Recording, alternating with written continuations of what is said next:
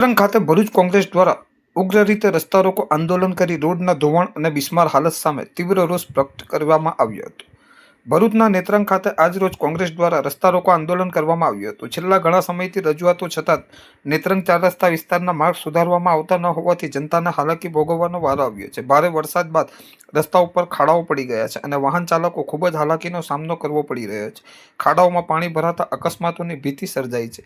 આંદોલન દરમિયાન કોંગ્રેસના આગેવાનો અને સ્થાનિક લોકોએ તંત્ર સામે આક્ષેપ કર્યા હતા કે નેત્રંગથી મોવઈ, રાજપીપળા અને અંકલેશ્વર સુધીના 55 કરોડના ખર્ચે બનેલ માર્ગનું કામ પણ ઓછા સમયમાં જ ધોવાઈ ગયું છે। કોંગ્રેસે તંત્રને ચીમકી ઉચ્ચારી છે કે જો તાત્કાલિક અસરથી માર્ગનું સમારકામ શરૂ નહીં થાય તો આંદોલનને વધુ ઉગ્ર બનાવવામાં આવશે। રસ્તા રોકો આંદોલન દરમિયાન ટ્રાફિક જામની સ્થિતિ પણ સર્જાઈ હતી અને પોલીસ કાફલાને પણ ઘટના સ્થળે ખડકી દેવામાં આવ્યો હતો।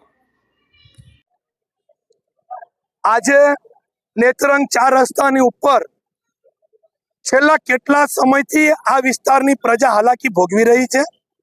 નેત્રંગથી કવચિયા, કવચિયાથી મોવી, રાજપીપળા અને નેત્રંગથી અંકલેશ્વર આ બે રોડની એટલી મોટી સમસ્યા છે કે લોકો હેરાન પરેશાન થઈ ગયા છે।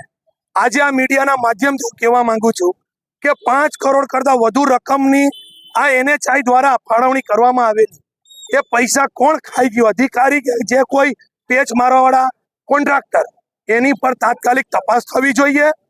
અને નેત્રંગથી અંકલેશ્વર 55 કરોડ કરતાં વધુની રકમ જે આ વિસ્તારની ઉપર આ રસ્તો ફાળવવા માટે સરકાર દ્વારા આ ગ્રાન્ટ ફાળવવામાં આવેલી, આ કોન્ટ્રાક્ટર અને અધિકારીઓની મિલીભગતથી આ રસ્તો 15 દિવસમાં તૂટી ગયો છે। એક બાજુ રસ્તાનું કામ ચાલે, પાછળથી રસ્તો તૂટે છે। આ અધિકારીઓ ખોટા લેખિતમાં ખોટી જાણ કરે છે કે આ રસ્તો સારો છે ને અમે પેચવર્ક કરીશું, પણ હજુ તો 15 દિવસમાં રોડ તૂટી ગયો છે। તમે જુઓ, સાઇડ શોલ્ડરિંગમાં માટી નાખેલી છે, કોરિસ્પોલ કે GSB નાખવામાં આવે, નાખ્યો નથી। તાત્કાલિક જે કોઈ પાર્ટીના લોકોએ આ રસ્તાની ઉપર ખાતમુહૂર્ત કરેલા, હું એમને આજે મીડિયાના માધ્યમથી કહેવા માંગુ છું કે સાહેબ, તમે જો આ રોડની ઉપર ખાતમુહૂર્ત કર્યા પછી એક પણ વખત વિઝિટ કરી હોય તો આની ઉપર તમે FIR કરો। તમે આ કોન્ટ્રાક્ટર અને અધિકારીઓ પર FIR કરી ને એમને સબક શીખવાડો। આજે હું ફરી મીડિયાના માધ્યમથી કહેવા માંગુ છું, તાત્કાલિક આ બે રસ્તાની ઉપર તપાસ બેસાડી અને એની ઇન્ક્વાયરી કરાવો। જો તાત્કાલિક આ પેચવર્કના રસ્તાનું નવીનીકરણ નહીં થાય તો આ લડાઈ ચાલુ રહેશે, રસ્તા રોકવાનું રોજ રહેશે અને તમામ કચેરીને તાળાબંધી કરવામાં આવશે।